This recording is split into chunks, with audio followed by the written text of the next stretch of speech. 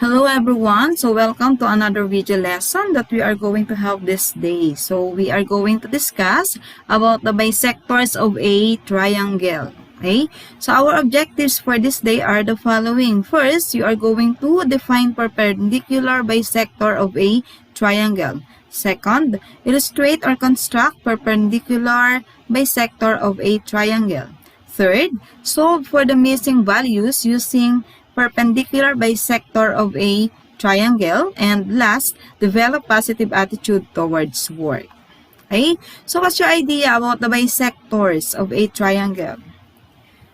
Okay, so if you don't have, so let's continue with our presentation.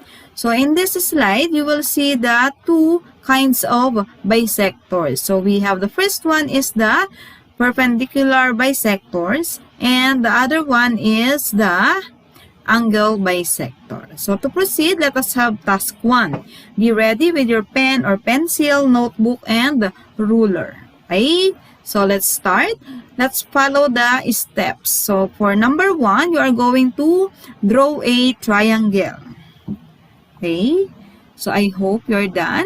And then label your triangle with triangle DOG. So I have here my triangle. Yes, it is an isosceles triangle. So I have here the label D, O, and G.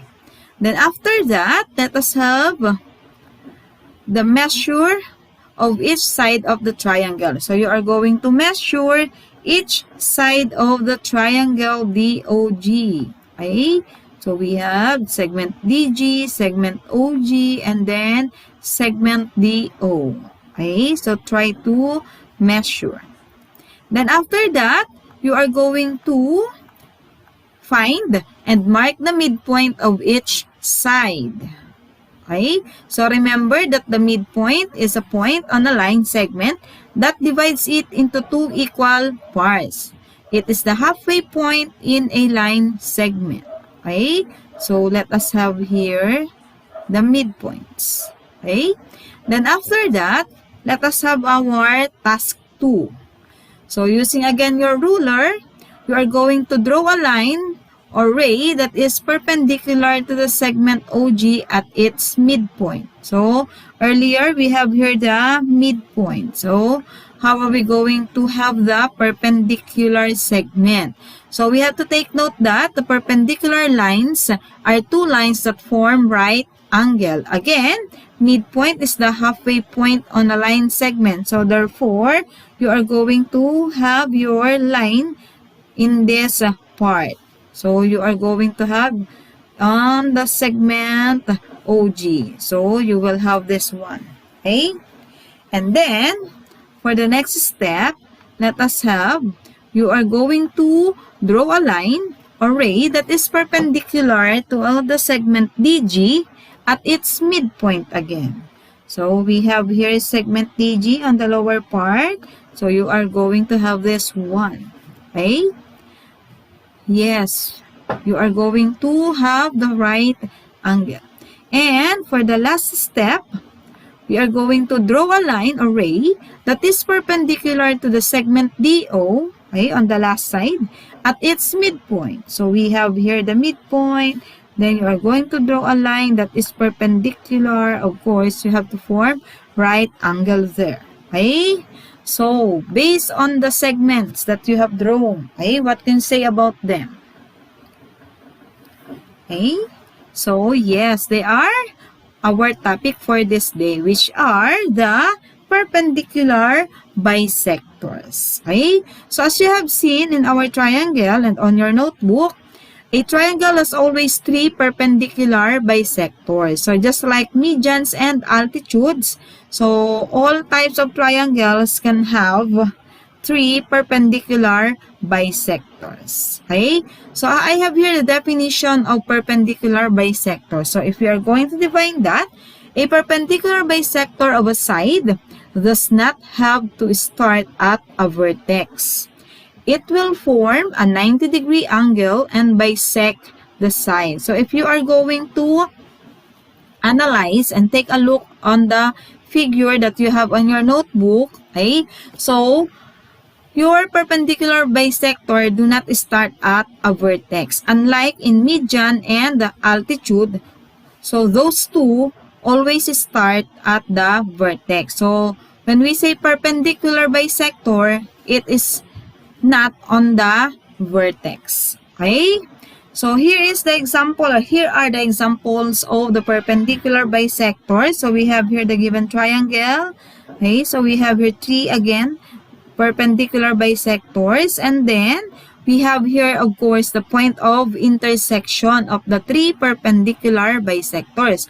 So it is called the circumcenter. So again, the point where three perpendicular bisectors meet is what we call the circumcenter. So again, in median we have the centroid, in altitude we have the orthocenter. Okay, so in this perpendicular bisectors, we have circumcenter. Okay, so here is another example of perpendicular bisector of a side of a triangle. So we have here this one, the red ink, wherein if you are going to analyze this, our AD, segment AD, is equal to 3.2 centimeters, and then segment DC is also equal to 3.2 centimeters, and then you have the measure of angle ADC. Again, EDC is equal to 90 degrees, because again, when we say perpendicular bisector, you are going to intersect the opposite side wherein it should be at the midpoint and it should be perpendicular. So you are going to take a look on the midpoint wherein you can form a right angle. Okay, but you have to take note that it should not start on the vertex. Okay, so any point on the perpendicular bisector of a segment is equidistant. So when we say equidistant, equal distance from the endpoints of the segment. So in our figure here, line AB is the perpendicular bisector of segment CD. Okay? So for our proof, if we are given here point on line AB, so this point is of equal distance from point C and point D. Another example, if I have here the point, this point, white point, is of equal distance from the point C and point D. So this is what do we mean by any point on the perpendicular bisector of a segment is equidistant from the endpoints of the segment. Okay? So this makes the circumcenter an equidistant from the three vertices. If you're going to draw a circle, okay, so if you have noticed, this point of intersection or the circumcenter is of equal distance from the three vertices here, from the three vertices of our given triangle. Okay?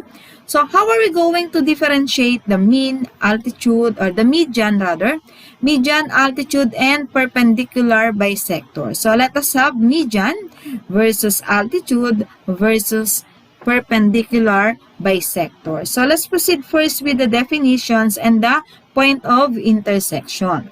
For the median, we have to take note that it starts at a vertex and ends at the midpoint of the opposite side. And the point of intersection of the three medians of any type of triangle is what we call the centroid. Okay? Next, let's have the altitude. So altitude starts at a vertex and form a 90-degree angle with a line containing the opposite side. And the point of intersection of the three altitudes of a triangle is what we call the orthocenter.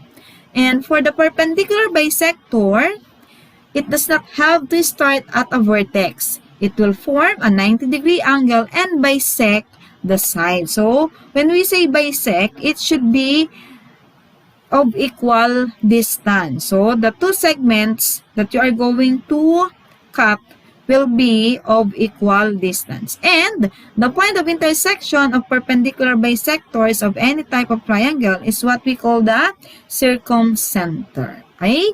If you are going to refer with the figures for the median, I have here the example of the median of a triangle. Again, the point of intersection is the centroid, and that is this circle. Okay? And for the altitude, we have here this figure. And we have here the point of intersection. Again, this is this circle. And for the perpendicular bisector, the sample figure is this. So we have the point of intersection, which is the circumcenter. Okay? So again, median from the vertex to the opposite side, which is of the middle, midpoint. And you have formed two congruent segments. In altitude, from the vertex to the opposite, wherein you can make a right angle. While the perpendicular bisector, it does not have to start at the vertex, but you have to make sure that on the opposite side, you have the midpoint, like this one, and it should be a right angle. Okay? So, those are the differences and similarities of the median, altitude, and perpendicular bisector. Okay? So, here are the examples of the perpendicular bisectors of triangles and circumcenter. So, the circumcenter, again, is the point of concurrency of the three perpendicular bisectors of a triangle.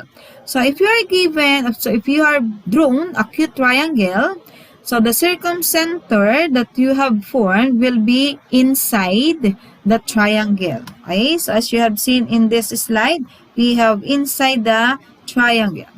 And if you have drawn a right triangle before, then the circumcenter will be at the midpoint of the hypotenuse. So we have here the circumcenter.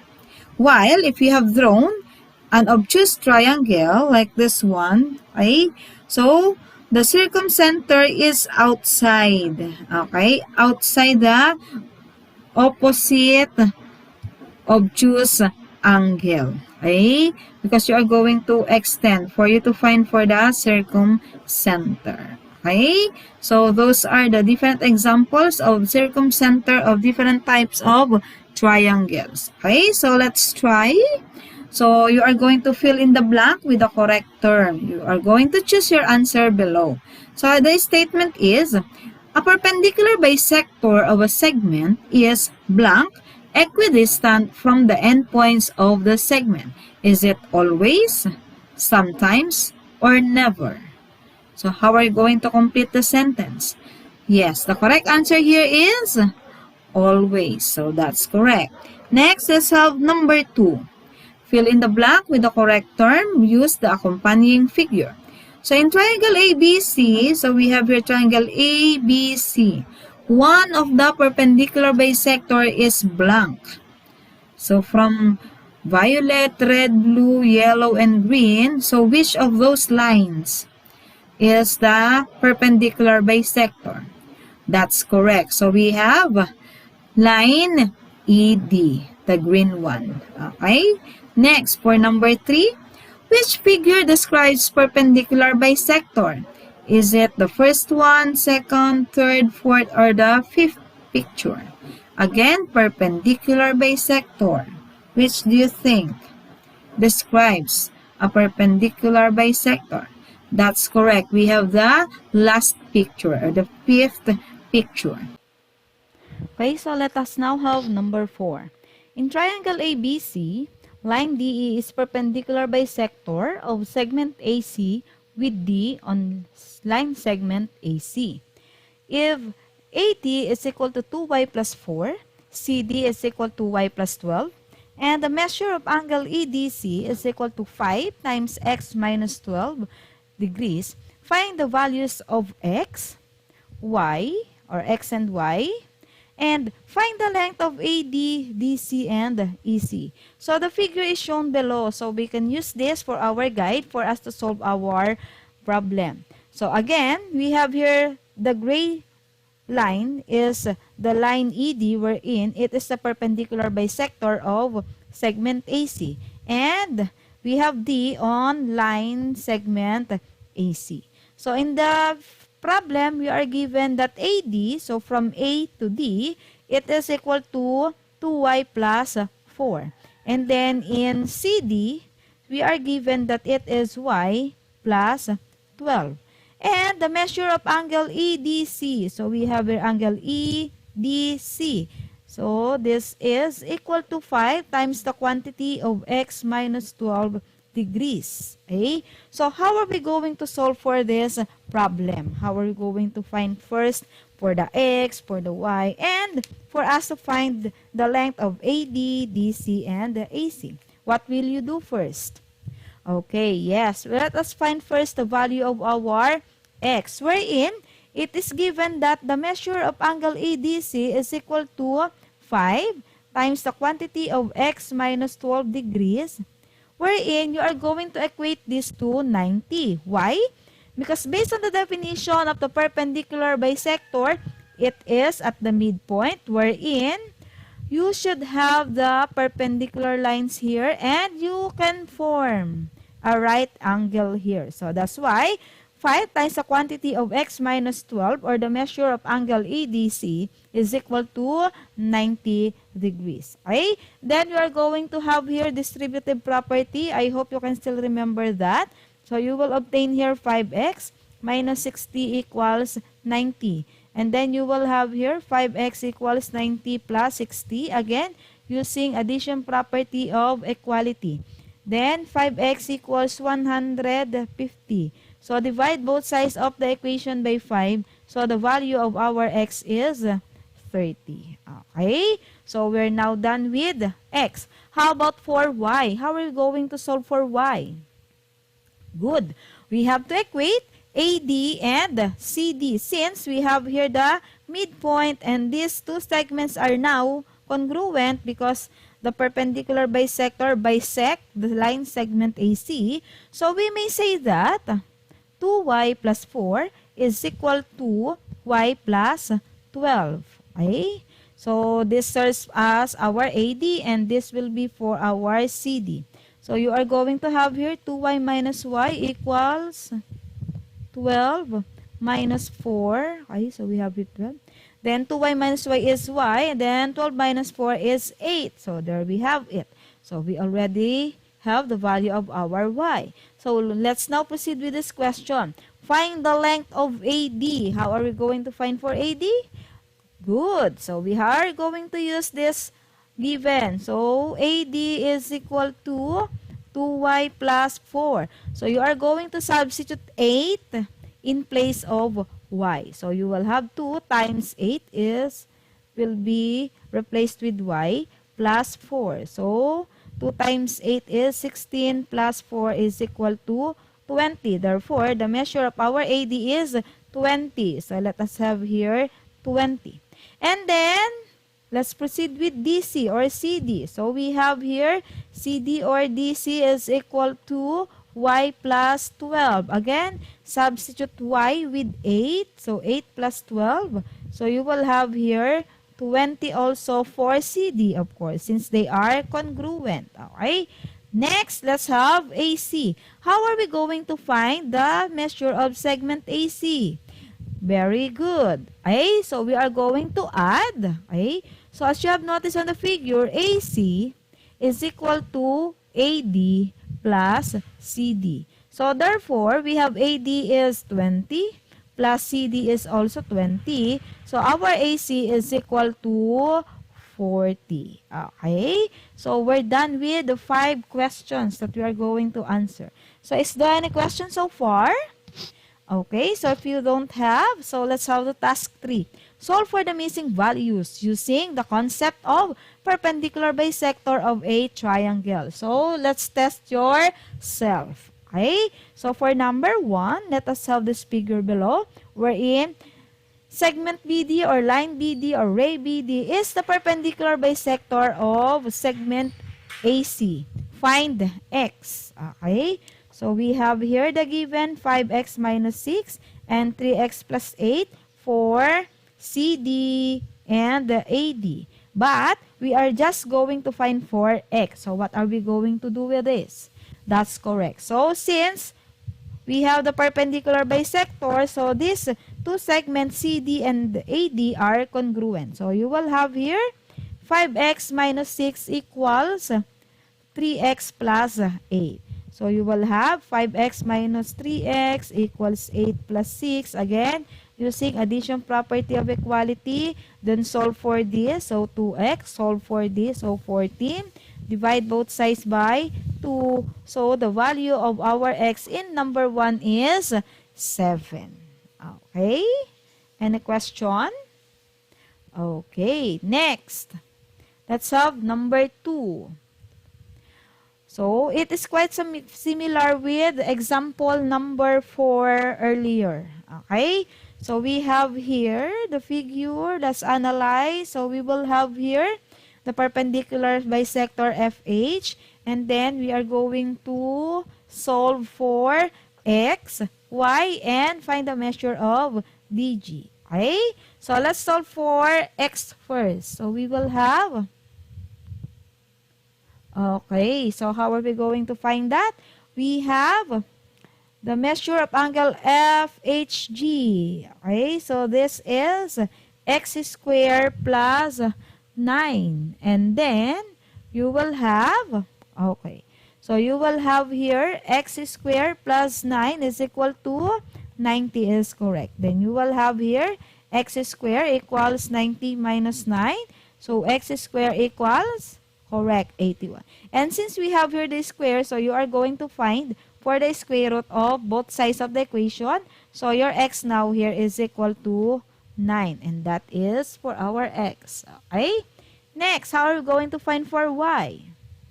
Good. We have to equate 2y plus 3. Okay?